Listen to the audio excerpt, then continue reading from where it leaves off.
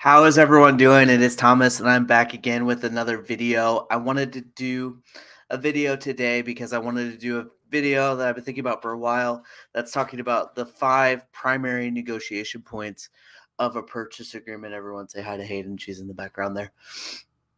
5 primary negotiation points of a purchase agreement. I wanted to do this video on the seller side and on the buyer side because I think one, on the buy side, it's nice to know that it doesn't always just come down to price. There's so many other factors in an offer that can make your offer more appealing than others. I say this as an agent that has sometimes won offers because of certain things outside of just price. It's not always just price. So let's go through the 5 primary negotiating points and just kind of take them on one by one and talk about different things to think about. So obviously price. A majority of the times sellers will choose, depending on what other circumstances are involved with the offer, sellers will choose whatever gets them the highest amount of proceeds. And I say proceeds, not the highest price. So that comes in to terms here later too. So terms, this is what you're talking about with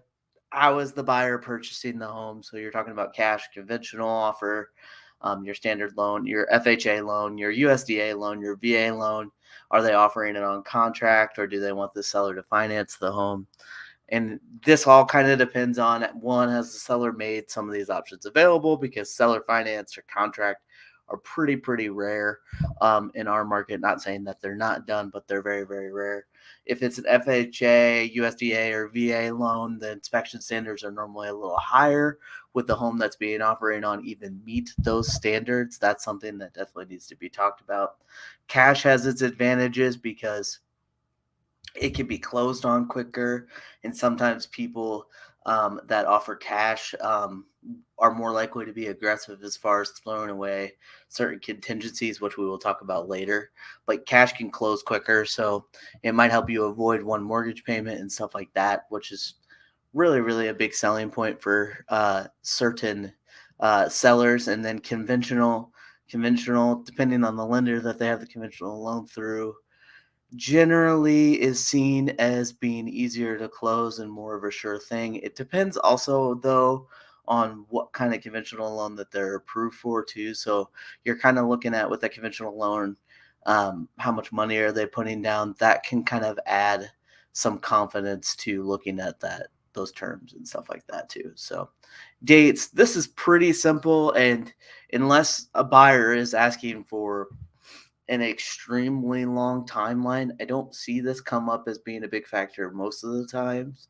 But basically, it's how quickly does that buyer want to close, and when do they want to take possession. The other thing that I will mention too on dates is sometimes a seller is more encouraged by contingency dates getting wiped off quicker. So, like, the inspection will be one. A lot of times, a majority of buyers will offer contingent on inspection, which we'll talk about contingencies later, but they'll say, hey, we're going to get this done in 7 business days. What you'll typically see is 10 business days is how long buyers are normally given to do an inspection and send an inspection request or inspection addendum. So that's something to think about too, is like, hey, yes, we for whatever life reason, we don't want to close for 60 days, which is a little longer than your normal close period. But we do want to get the inspection done in 6 business days, just to show you that we want to get this thing locked up and more secure sooner. So that's something to think about with dates too. But obviously, in general, sellers want it to close quicker. Buyers want it to close when convenient. Like, there's a lot of buyers that want to move in as soon as possible too, but when it's convenient, what time makes the most sense. And then possession doesn't always happen at closing. A majority of times it does happen at closing, but it can be used as kind of a bargaining chip too. The buyer could close on the home, but offer to give the seller 1 extra day of possession, so it's more convenient for them moving stuff out. Stuff like that I see happen a lot. Or the seller, to make it more appeal. This is more rare, but make it more appealing for the buyer, let them move stuff in early and stuff like that. I wouldn't advise that, but situation to situation, you never really know, depending on who you're selling to, right? Inclusions and exclusions. So this is talking about your things that aren't necessarily always sold with the house. So basically, the way to think about this is if it is physically attached to the house, it is assumed to go with the house. So that's when exclusions come up. You have to explicitly state what items you are planning on taking off. So curtain rods and drapes and curtains and stuff like that. This comes up a lot of times. TV wall mounts. This comes up a lot. Those are attached to the house. It has to be clarified that you're taking it. It's also pretty standard, even though it doesn't necessarily need to be verified. It is pretty standard for sellers to tell you what appliances are staying and going. So as far as washer, dryer, fridge, microwave, stove, what's staying, what's not. Um, these are you can offer an aggressive price as a buyer and try to get more appliances included than they were originally planning on it, or if the seller would even if it would even be a negotiation point for a seller, you could possibly negotiate a lower price and have them keep fridges, stoves, washers, dryers, and stuff like that. Honestly, most sellers just kind of assume that that stuff is staying, and also moving that stuff can sometimes be a little bit of a hassle. So honestly, sometimes sellers don't even want to keep them or deal with the hassle of it. So it's that's more stuff having your buyer's agent kind of talk to the listing agent and see what kind of situation they're in and what would or wouldn't be appealing and everything like that. So that's something I always talk about. So contingencies, this is all that stuff that's put in the purchase agreement that starts with subject to. So I always talk about contingencies as being stuff that needs to get done before we close and before we transfer property. So if there's a loan on it, they're typically it'll be subject to it appraising at or above value, or else it kind of kicks into basically a renegotiation is the way I always talk about this. So for example, I won't walk through this with every single one, but for example, if the home doesn't appraise at value, if it doesn't appraise at the value that you guys agreed upon, it basically kicks back into a renegotiation as far as okay, is the buyer going to just straight up walk away? Is the buyer going to bring extra cash to kind of make up the difference?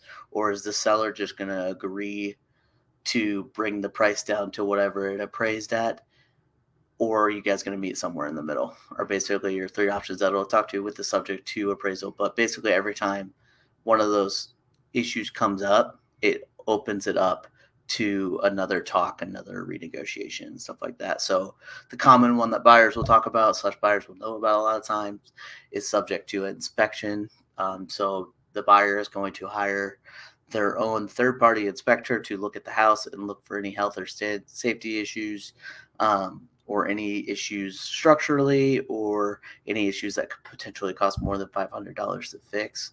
There's lots of other subject tos. There's subject to sale.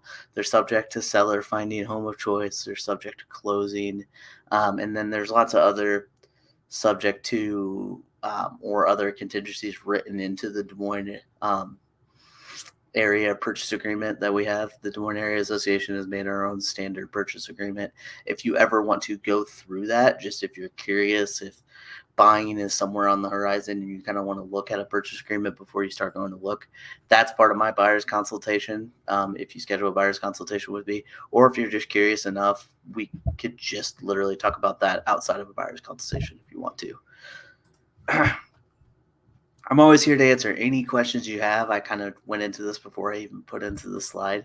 I hope this video is informative. It's a little longer than I thought it would be, but I think it's interesting stuff. It's always interesting to think about how you could quote unquote win in the margins when making an offer on a house. I know there's not as much of multiple offer situations as there used to be, but there it does still come up. And at the end of the day, even if you're the only one offering, you still need to think about all of these things when offering to make sure that your offer is appealing enough to get the seller accepted.